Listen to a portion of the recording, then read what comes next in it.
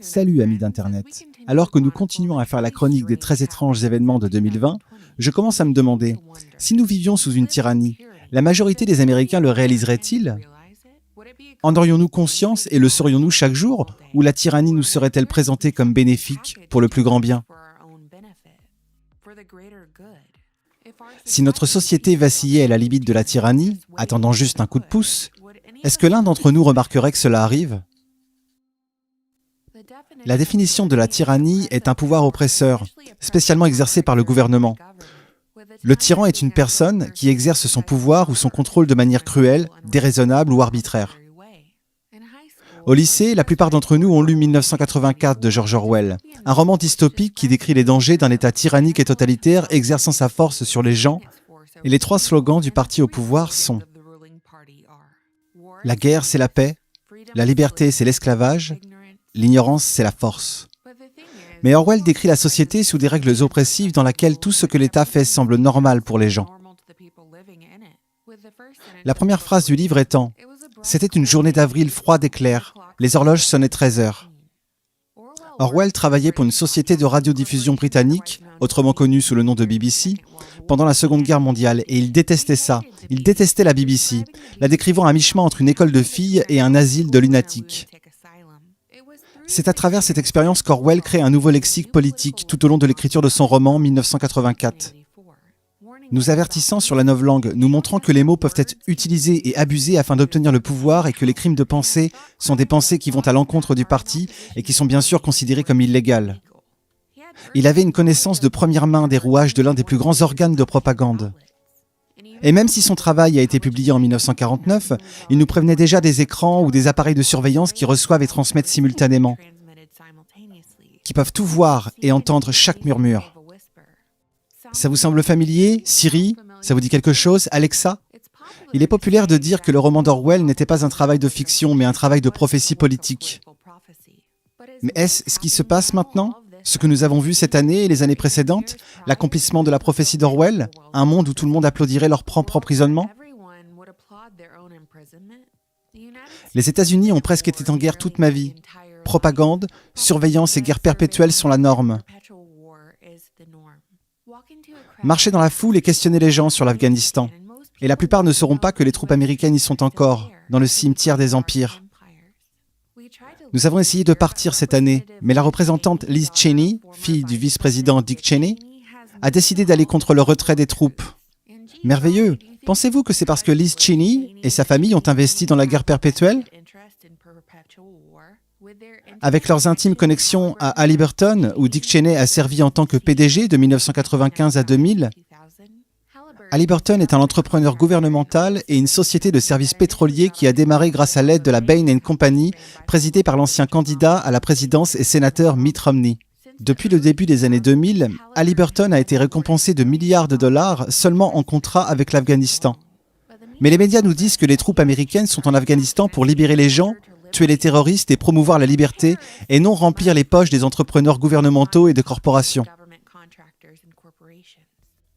Mais le problème est qu'il y a tellement de distractions que la plupart des gens ne réalisent pas la trajectoire de cette tromperie permanente, de guerre perpétuelle et de propagande. Et vous pourriez spéculer que c'est dû à bien des facteurs. La mise en œuvre réussie de la subversion idéologique, les cycles de nouvelles 24 heures sur 24, l'équilibre entre travail et vie privée, voire même son absence, et la montée de l'hédonisme, qui récompense la consommation sans fin des gens à travers les plaisirs sensoriels. Ce temps libre est donc passé à poursuivre le plaisir à travers le physique et le matériel, se droguant de réseaux sociaux, l'alcool, les médicaments, la nourriture, le porno, comme moyen de plaisir momentané et d'évasion. C'est pourquoi je me demande si la majorité le saurait s'ils vivaient sous une tyrannie. Quand les médias font simplement des mensonges, la vérité, et de la vérité des mensonges, est-ce que la majorité des gens remarqueraient la destruction de nos libertés personnelles avec la propagande les frappant au visage ? Avec les médias travaillant en tandem avec les algorithmes des réseaux sociaux pour monter les gens les uns contre les autres, nous divisant en blancs et noirs, en démocrates et républicains, en chrétiens, musulmans, juifs et athées, en pro-vaccins et anti-vax, en pro-masque et anti-masque, entre ceux qui se conformeront et ceux qui ne se conformeront pas. Il semble vraiment que, quel que soit le but, cette pandémie a rapidement accéléré le plan à grande vitesse. La pandémie a mené plus d'un tiers de la population mondiale à être placée en confinement pour ralentir la propagation du virus. Le résultat est un pic de chômage, un crash du marché boursier en février, la fermeture des écoles, une augmentation des dettes des consommateurs et des gouvernements, et sans oublier les émeutes et les troubles civils.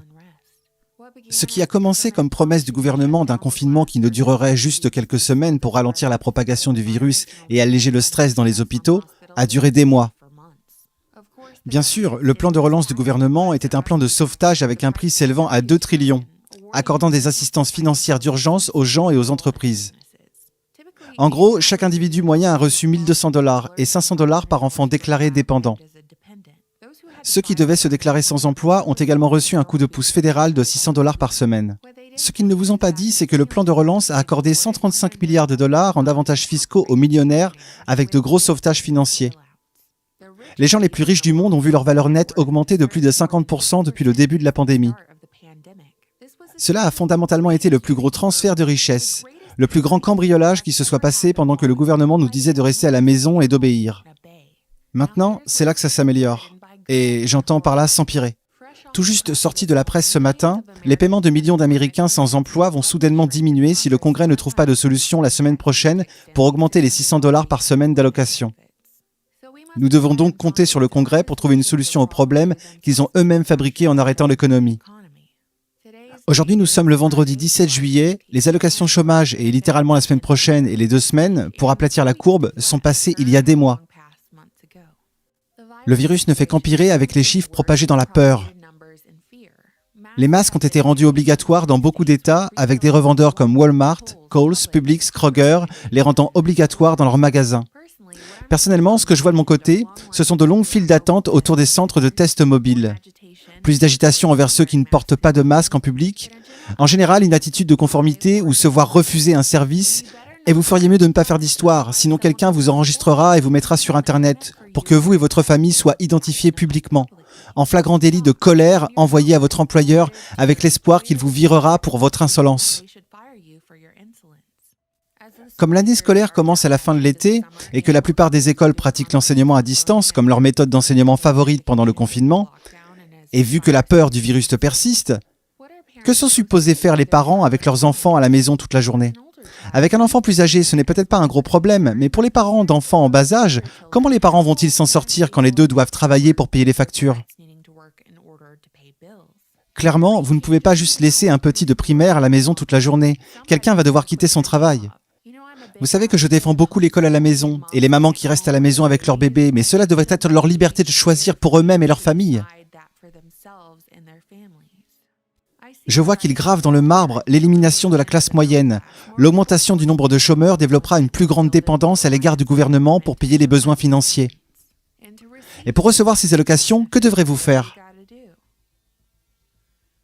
Vous devez vous soumettre. Vous devez faire ce qu'on vous dit. Aujourd'hui, c'est porter un masque quand vous allez au magasin. Demain, ce sera répondre à l'appel d'un agent de renseignement à propos d'un barbecue auquel vous êtes allé il y a 2 semaines. La semaine prochaine, c'est un vaccin obligatoire pour vos enfants s'ils veulent retourner à l'école. Une partie des exigences en matière d'emploi ou la possibilité de voyager en avion. Je veux dire, s'il vous plaît, dites-moi si je deviens sensationnel ou alarmiste. Je pense juste être réaliste. Les choses ne s'améliorent pas. Nous donnons de plein gré notre liberté en les remettant simplement sans jamais prendre en considération qui bénéficie de cette soumission. Contrairement au siècle précédent, nous manquons d'action. Nous l'avons remplacé par la réaction, l'indignation. Mais ce n'est pas la même chose que d'agir. Taper vigoureusement des messages chargés d'émotions sur les réseaux sociaux derrière un écran de verre n'est pas pareil que d'agir. Ce nouveau confinement, le combat contre les virus qui apparaissent, que ce soit le corona, la peste bubonique ou Ebola, est la nouvelle guerre contre le terrorisme. Sans fin. Je pose donc encore la question, si nous vivions en tyrannie, la majorité des Américains s'en rendraient-ils compte ?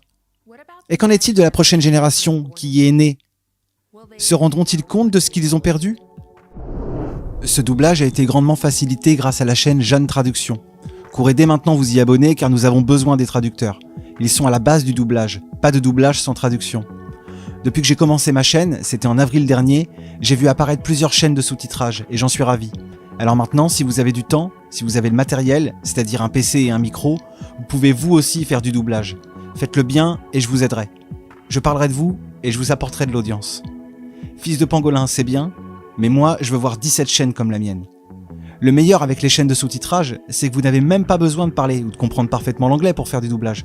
Prenez simplement une de leurs traductions et transformez-la en une vidéo virale accessible à tous. Pensez toujours à créditer le traducteur. Rejoignez-nous dès maintenant dans cette guerre de l'information. À très bientôt.